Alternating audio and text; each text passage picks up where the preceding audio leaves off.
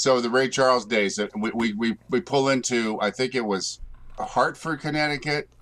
You guys up there in the gig was in Stamford, Connecticut, right? Is it about 2 hours apart? I can't even remember. Yeah, something like that.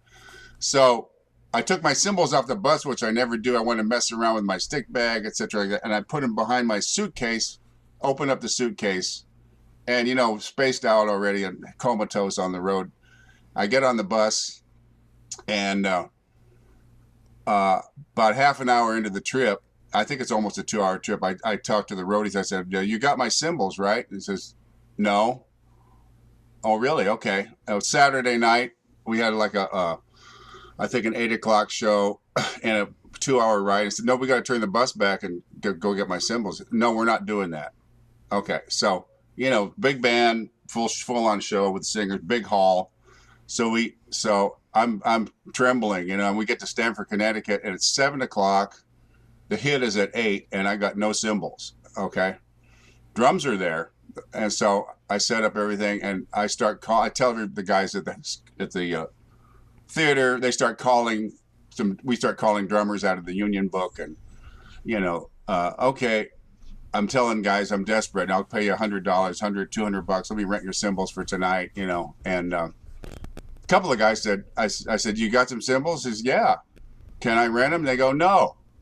Just to be kind of an asshole, That happened a couple of times, and I'm sweating. We're getting ready. It's like 20 minutes till hit.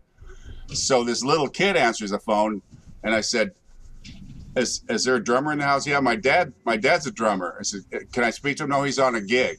I said, "I desperately need some cymbals. I'm willing to pay rent." He said, "Well, I think there's something in the closet, that he's got." So I said, "Well, bring it down. Bring it down to the hall, and it was like whatever the big concert halls in town. And so he comes like with a little about 10-inch pie plate, Sears and Roebuck, Ted Williams cymbal, and a hi-hat stand with two hi-hats cymbals on it. So I say, "Okay," and I put the hi-hats up and the one little pie plate cymbal, and just the show starts, and we're playing all the big openers and all the big band stuff, and like the first couple of bars, Ray Charles sort of turns around and just sort of like, let's a little something different. Just barely even acknowledged it, and we went on, and I'm playing, I'm bashing around on the cymbal, and I'm doing all the crashes on the hi-hats and doing everything I can to, completely just putz through it. And it was literally like about half a dozen tunes into the show that the lead trumpet player kind of looked around and, "Oh, that's something a little funny, and he looked at me and he was in shock.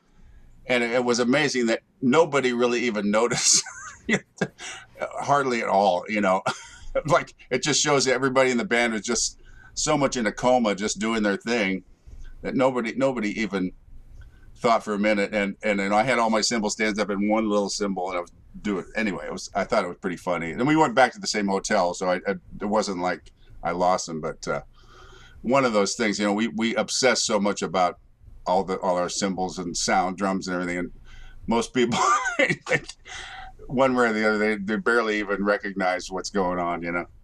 Anyway, that's the story. So.